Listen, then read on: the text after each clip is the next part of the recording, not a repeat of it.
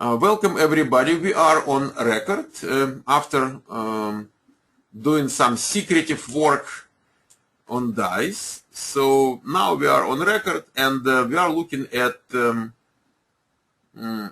session 12. We have 12 and 13.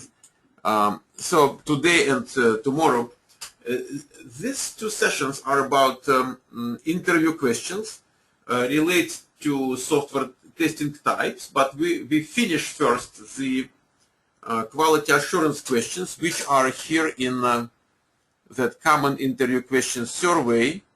And here are the results of your survey. We have 29 people participating, which is, I don't know, it's not exactly how many I would like to see. So last time, so sometimes we have like 45, Yeah, well, what can I say? I would rather see more people participating because, guys, when you go to an interview, they're going to ask you those questions. That is how we build them. So we bring to your attention the questions which will be asked later on. So you would rather practice now. So there is no documentation. How would you test the application?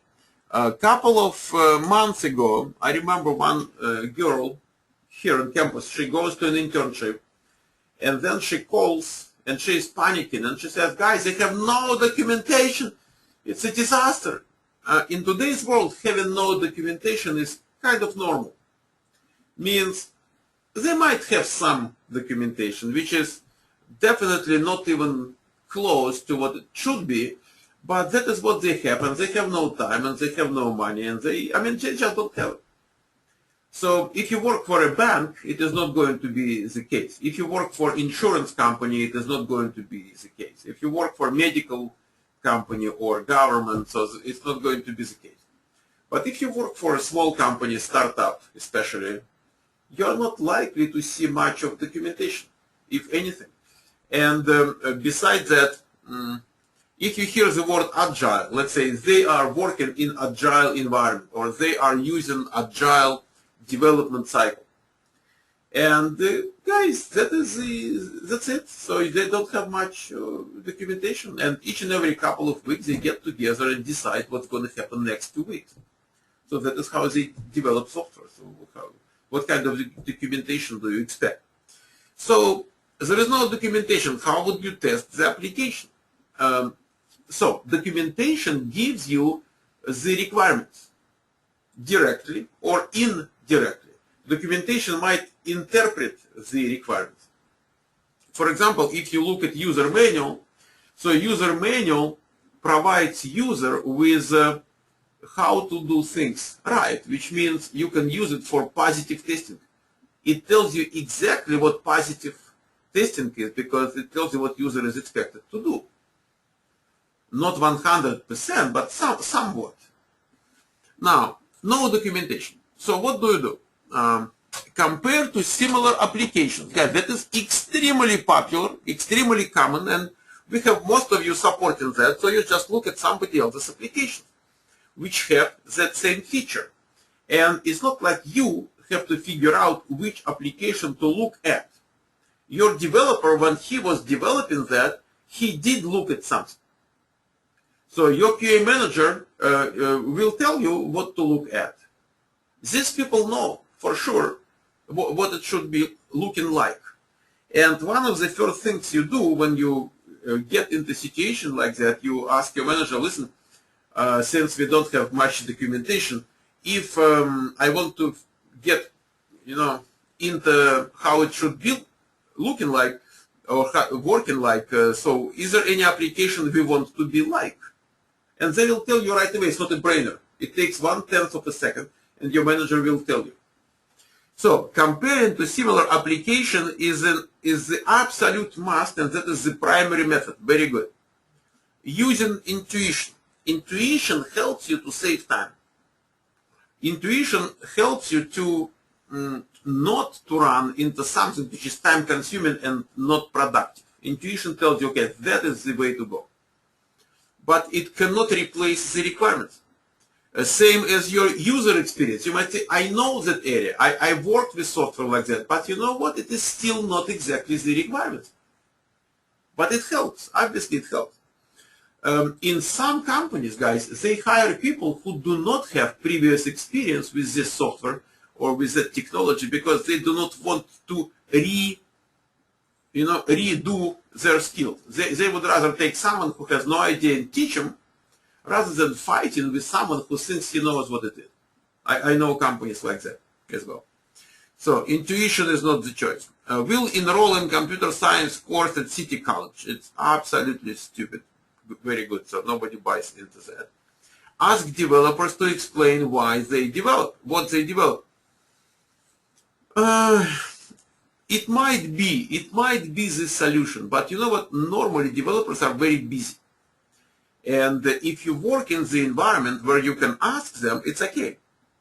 But before you ask them, ask your manager if you are supposed to ask the questions. And if you have a question, who is supposed to answer your question? Because it might be strictly unacceptable, really unacceptable to go and distract developers.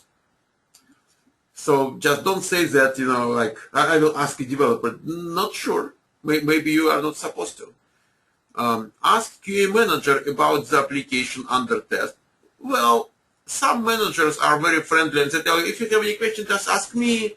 But you know what? They might not know much about specific functionality. They are not in the business of testing the details of that application. They are managing the team. That is their focus. Ask QA manager how she wants me to learn about the product. It is a good question, actually. One of the first questions you ask when you start working, you say, hey, so what do you want me to do to get better idea of the product? So what would you suggest me to do? It's better to ask at the time of interview. Yeah, there is another one. At the time of job interview, ask the manager how new employees learn about the application. It will show them that you really care about being productive and effective. So it's a very good interview question. So how people normally learn the application. Will not accept a job. See, guys, I like your class so much. So nobody says I will not take that job, which is good, which is very good. We'll go through reported bugs. Reported bugs have a problem, guys. So first of all, it is very, very, very much time consuming. On one hand, the report points to the problem in functionality. So you might say, it should be working like this. And the bug report says it is not working like this. But first of all, bug reports are not about functionality. They are about broken functionality. So you don't learn much about the product overall. Number one. Number two, it is very, very, very much time consuming. And that is the last thing you want to do in your life, to learn about the functionality of the application you test. So don't bring it to the conversation. Don't do that. Okay, so the most important answer here is the one you selected, 75%, which is compared to similar applications. That is the most important one. Use my intuition is not acceptable. Asking developers is not good. You'd rather not say that. Computer science classes is garbage. Asking manager. Ask people how they want you to proceed. Ask your manager. Do not make the decision on your own. It is their job to make sure you know the application. It is their job to make sure you are up to speed up to the high performance. Let them do their job. Ask them. Okay, number two. What would you do if you find a serious bug, but build is already done and release is scheduled for tomorrow? What is that question about? So we have kind of two ways to approach that. One way is a straightforward way, and you will not be wrong if you say, I will report the bug. And it doesn't matter if the release is done, and it doesn't matter how soon it is going to go to the users. And my job is to find bugs and report them. It is not my job to decide release or not to release. Okay, my job is not to decide on what is the schedule and what is this and what is it. My job is find bugs and report them. That is what I do. And I do not consider anything like, what if the build is already done? It is not my business. So some people are responsible for software being released. You are responsible for software being tested. There is some political moment here, though.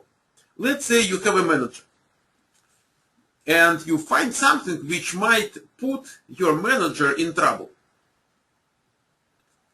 So, do you do that anyway, or you give your manager the opportunity to somehow handle that trouble? Or maybe manager says, you know what, let's release and report it next day, for example. So now you are playing politics here. And so we have two questions. So one question says, just report. And another question says, ask QA manager, either report it today or maybe, not, which way to go. And both answers are good. Both answers are good, but which one is better depends where you are and who you are talking to. Because some people don't want you to go into any politics. And some people, let's say managers, would appreciate if you kind of give them better choices, And, well, again, there is nothing fundamentally wrong in either answer. Well, it depends who you are, guys, how you feel. So some people are very straightforward, and some people are more on political side, playing games. So if you like playing games, you talk to manager first. Okay. But again, there is no problem coming with one or another one. They are both good. Software QA process. If we go to, that is something you would probably remember rather than understand much. We go to data, QA, you remember that page, and then I believe it is under other, yeah, it says describe QA process.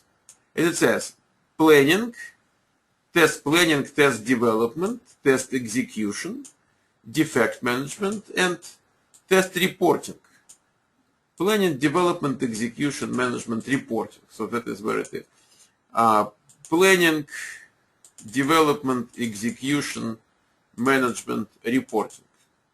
So you are pretty much good with that. But intuitively, you should see some problems which actually happens here. So test estimation, test evaluation, validation testing, bug monitoring, black and white box. So it sounds a little bit suspicious compared to straightforward things like test planning, test development, test execution, defect management, test reporting.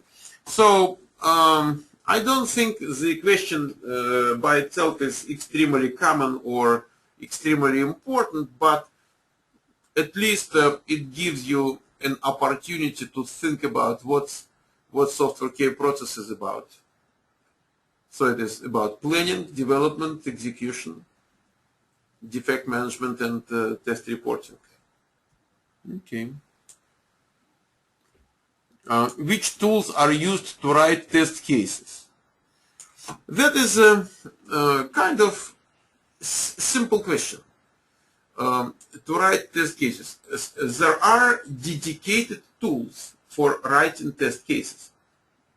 And not just test cases, but more than that. So, and for example, Bugzilla is not about writing test cases. Bugzilla is about writing bug reports. So it is in no way Bugzilla could be for writing test cases. Then Yahoo Calendar is definitely not about writing anything. Google Chrome is not about writing anything. So you can easily get rid of certain things. But then look at that. Microsoft Excel is not the dedicated test case, writing tool. Same as Microsoft Word is not specifically done to develop test cases, but both Microsoft Excel and Microsoft Word are very common tools, very frequently used tools for developing test cases. So they are generic tools which are used a lot for that. But then we have specialized tools. For example, Quality Center, let me give you that term. It is called test. There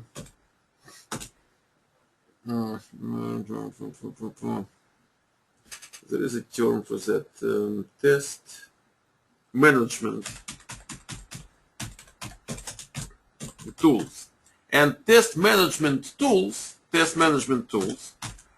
very often they cover writing test cases, things like that, and then bug reporting. Bug reporting is part of that, or could be part of that. Then it might be test execution, means automated testing. For example, execution.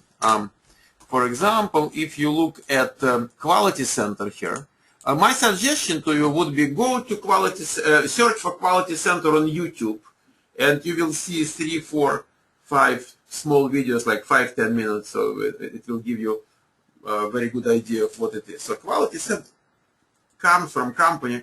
Today it belongs to HP, Hewlett Packard, but they purchased at some point. They purchased a company called Mercury Interactive, which was doing Quality Center as well as Load Runner and WinRunner and Quick Test Pro now. So lots of test automation tools, and Quality Center allows people to write test cases and to execute automated test cases from inside of Quality Center, and actually it allows them to track results, test execution, tracking results of test execution, tracking results of test execution. So it is a kind of convenient and sophisticated tool. And we have multiple tools in that category, test management tools. So Quality Center is one of them, and it is used for writing test cases. Rational Test Manager is another one. It is another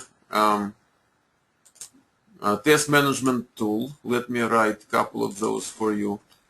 So test management tools. So what do we have? We have Quality Center.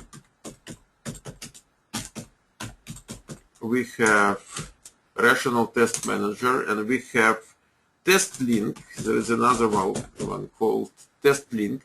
They are very popular, probably most popular test management tools today. There is another one called Zephyr.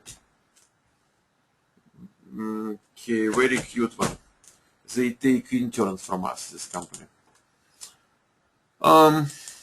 Okay, so Test Manager, yes. It could be done for test case, used for test cases. Quality Center, yes. Excel, absolutely. Microsoft Word, no doubt about it. Okay, so there are generic tools and there are special tools. Okay, generic tools are Excel and Word, and special tools are Quality Center, Rational Test Manager, TestLink, and other test management tools. What is build? There is a good answer here. So version of a computer program. Very often we run into discussion what is the difference between build versus release. In some companies there is no difference. They say build or they say release, interchangeably, and they do not put any meaning, in the one word to another word. I mean, any difference. In some companies, build means used internally, and release going to customers, being uploaded to production server, that kind. So, for example, they create a build which is a release candidate. So they produce the build, they test the build, and if it passes the test, so it becomes a release. So it goes to customers. And that is the reality. So when you go to a specific company, you don't know if they make any difference between build or release. But it is a version of a computer program. If I go to any Windows application and I go to About, so in the About box, they give you the version. Let's say here on my screen it says Microsoft Windows version 6.1 build 7600. Okay, so they don't call it release. So they say version and build. They might say release and build. So what if I use Chrome browser? So Chrome browser doesn't come from Microsoft. It's a different company.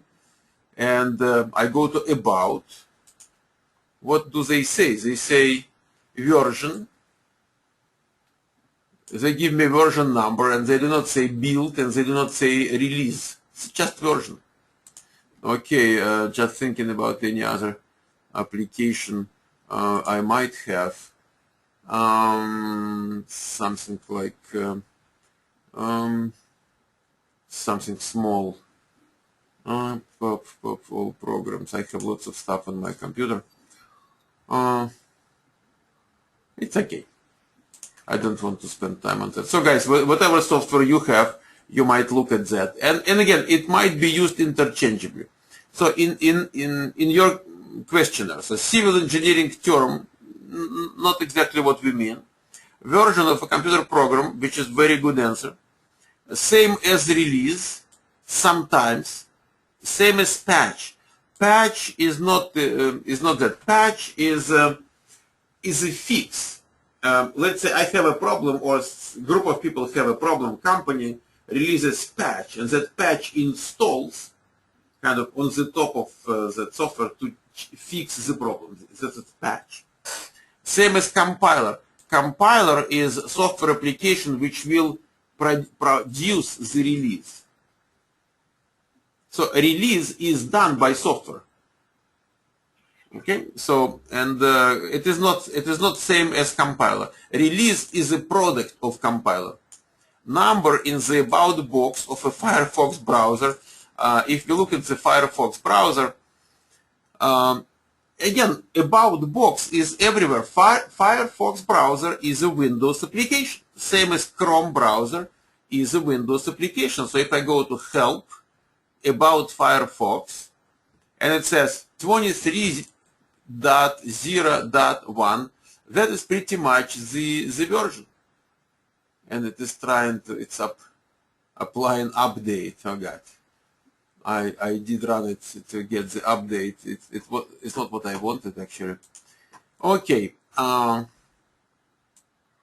Keep going. Number 6. What do you prefer, manual testing or automated testing? It might be given you in another form. They might ask, do you prefer white box testing or black box testing, for example? And what's important here, not to be disqualified.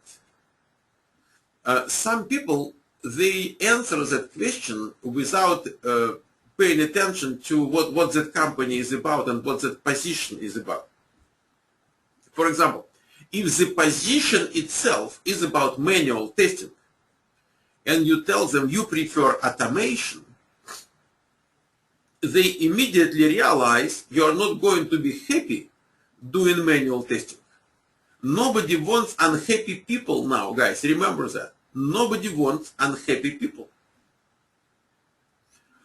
So you have to be happy, you have to be motivated, you have to be willing to go an extra mile doing that job. That is the kind of attitude. So look at the answer number 1. So not many people actually selected, but it says manual, because I don't know automated testing anyway. Manual is a good answer because you just don't know automation. But you know, guys, I don't know automation is a negative kind of thing. So it brings some negative connotation. I would rather do something more skillful, but since I don't have many skills, I will do something simple. It's not what you say. Saying manual, if the position is manual, it's good. But how you explain that is not good. Then you are saying automated. I never did it, but I like to get involved. We have more people here, like 14% of people say, I never did it, but I want to be involved. They might want someone who is already there, someone who does have experience, someone who really can jump on that project right away. So it's not about you growing, but it's about job being done as well. So might not really work. And if you say that, you have to say it only if you know they need someone to learn automation. Okay, if you don't know that, don't say that. Not sure, either manual or white box is ridiculous. Okay, either white box or automated. Well, if you have a development background, it's a decent answer. But again, it's about the position itself. If you do not have decent background, guys, you don't say that. The one where I make more money, nobody buys into that. Does not matter, I just have to pay my bills. Yeah, very negative. Looking for manual, very good. The opportunity to learn automated testing is really appreciated. So, guys, we all need some room to grow. Everybody needs certain room to grow. And if you want to grow into automation, it's good. But what do you prefer? I prefer to do manual, and I'm looking for manual job, manual testing job. And if you need someone who wants to learn automation, it's me. Count me in. Very good. Very good. Very good. So it is a professional, kind of solid professional attitude. I'm not sure what would you suggest. So miserable, God. What would you suggest? Become the President of the United States. That is my best advice I can give you. Okay. Explain how you write test cases. Test cases. How you write test cases. You might, in reality, you might say, you know what, let me tell you how we did test cases in my last project. And you tell them that why it's important, because you say, well, any way you want me to do test cases, I can do it. I mean, different companies do it in a different way, but as an example, I'll tell you how we did it in our project, let's say in Genitrack project. Or there's going to be another one, very good project, Marina will start with you very soon. So, with Selenium IDE or Selenium RC, Selenium is a test automation tool. It is not how you write test cases. With Selenium, you can automate test cases, but it's not how you write them. Using business and technical requirements if possible.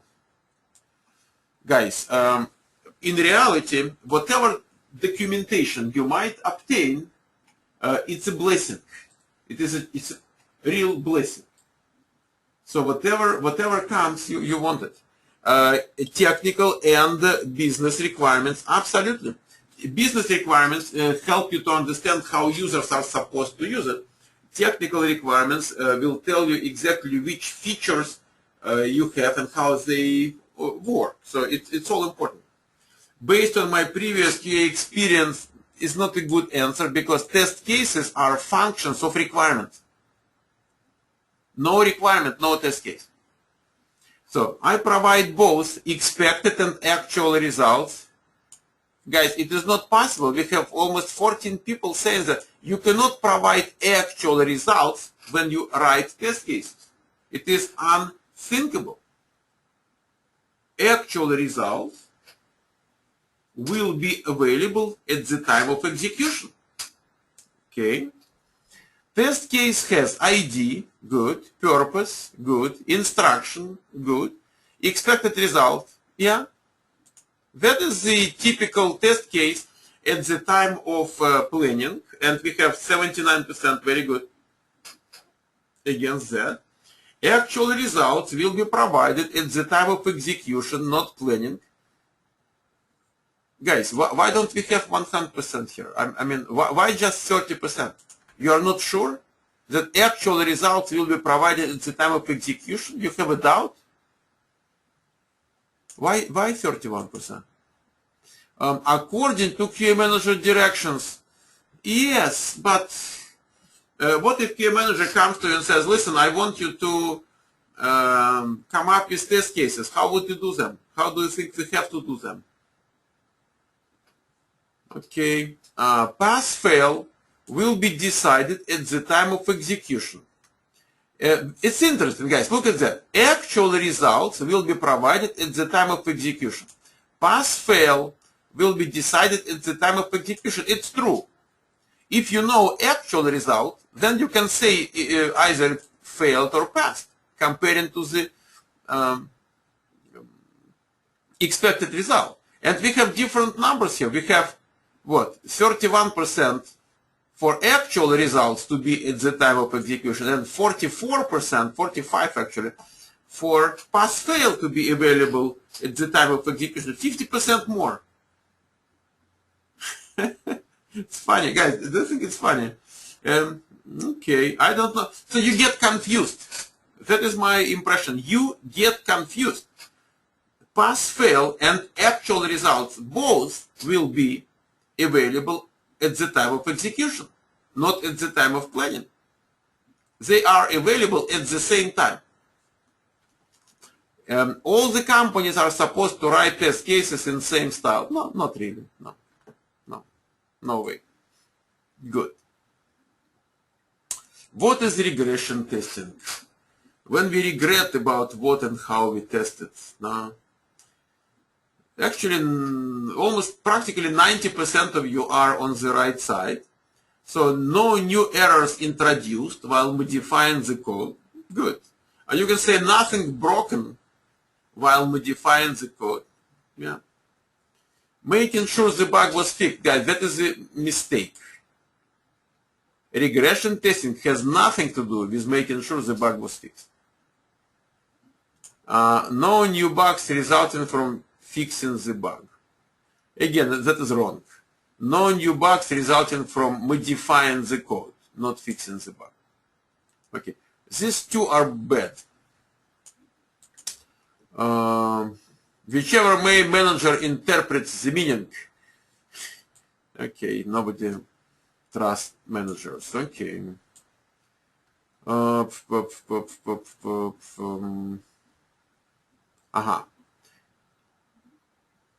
Why do you choose the QA career? So guys, no matter how good you are at answering the questions,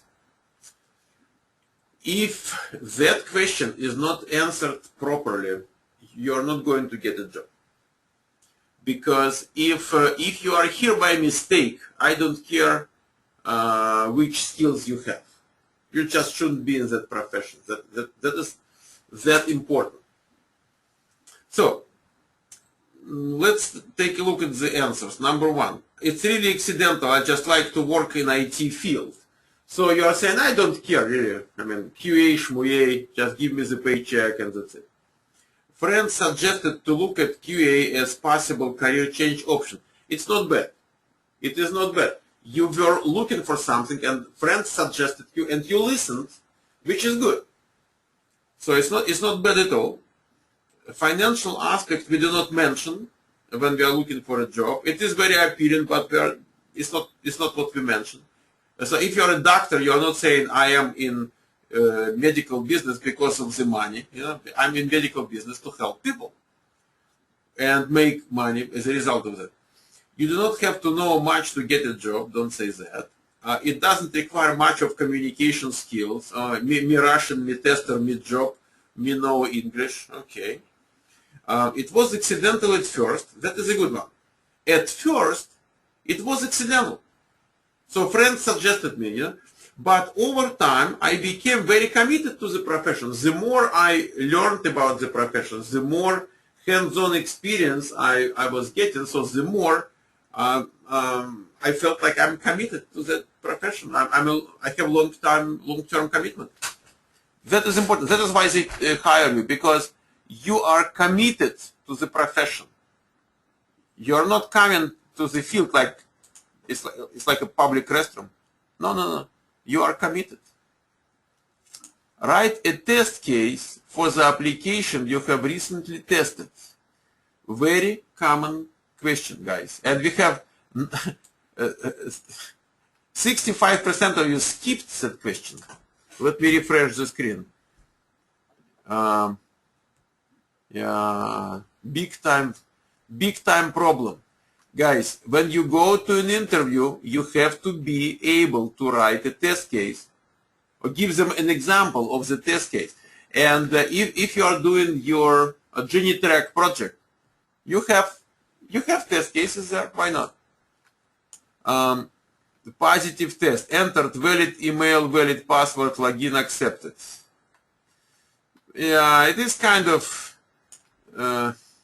it's okay, but it's miserable because it has nothing to do with the application you recently tested.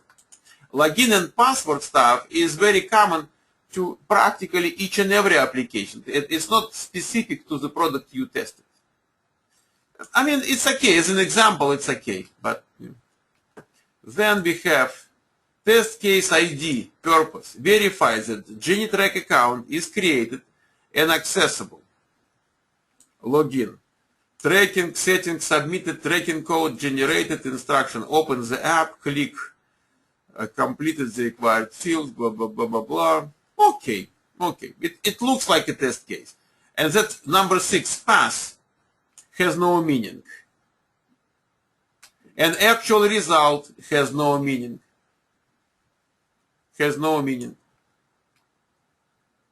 Okay, so if you understand what's test case, you shouldn't do that. Because you cannot say that. You might say, yeah, but when I did that test case, write a test case for the application you tested. But look, when you do another execution of same test case, it might come with different actual result, pass, fail. So give me test case doesn't mean tell me about actual result or pass. Still, it is kind of extra. I wouldn't do that way. Valid login, valid password combo, user logged in. It is not what they want, guys. It is not what they want. That is something you learn, okay? Or you watch video on YouTube and you come with that. If you tested a project, you come up with test case in your project. If you come with login and password, maybe you never tested that project. Or maybe you never wrote any test cases for your project. So maybe you just don't have that experience. So there is a very deep meaning in asking you, give me that test case from the project, not from whatever you learned in a Portnov Computer School or any other place. Okay? So guys, login and password is a kind of academic stuff. It's not what you sell when you go to the job market. So you have to come with the project stuff. You do projects and come with test cases for your project. You can actually spend a couple of hours or maybe half an hour developing 10, 15, 20 test cases for the project, for GenieTrack right now, and then for another project. That is what you are supposed to do. That is your preparation. Because that question about test cases will be given to you. Sooner or later, you will run into that same question. Okay, guys, we are pretty much done for today. And next time, what we are going to do is we will go through testing types here. All those testing types here. Black and white, functionality, regression, performance. So we have video on that. Watch the video, okay, which makes sense. Okay, just watch the videos. And that is your preparation. And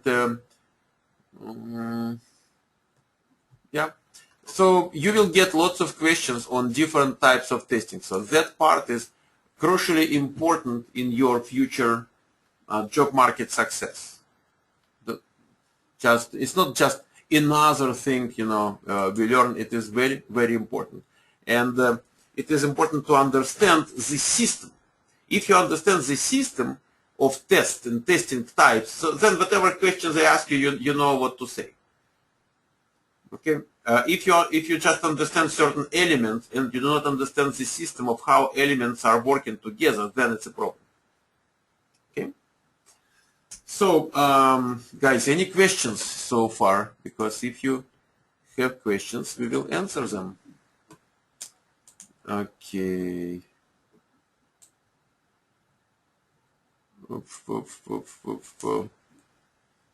So we just read questions. Will we have a look at DICE tomorrow? Absolutely, guys.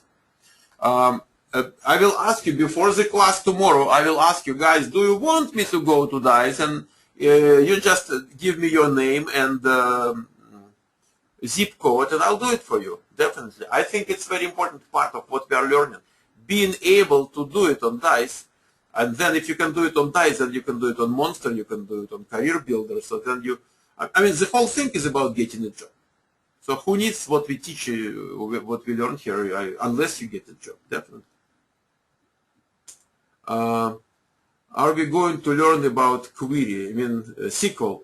We have on the video page, if you go there, on the video page, we have portnow.com/video. We have links to what is that?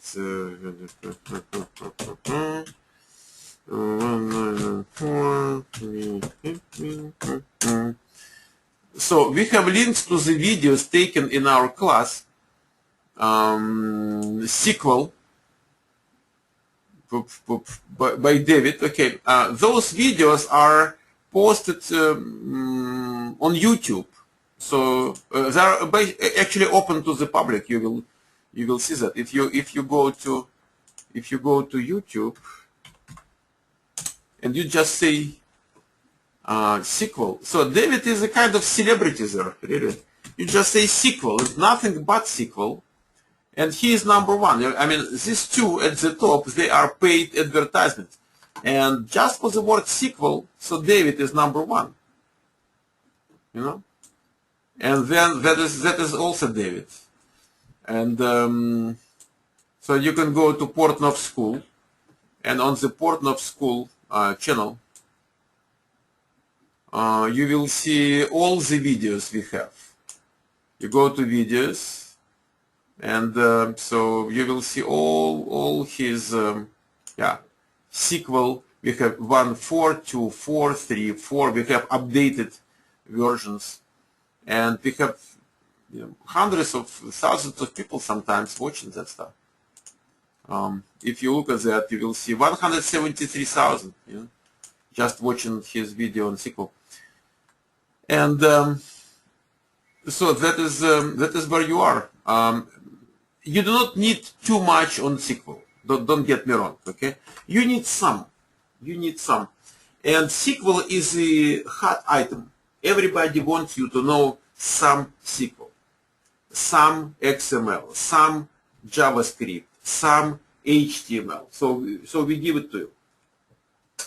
Okay, so it is not what is must to get a job, but it helps a lot.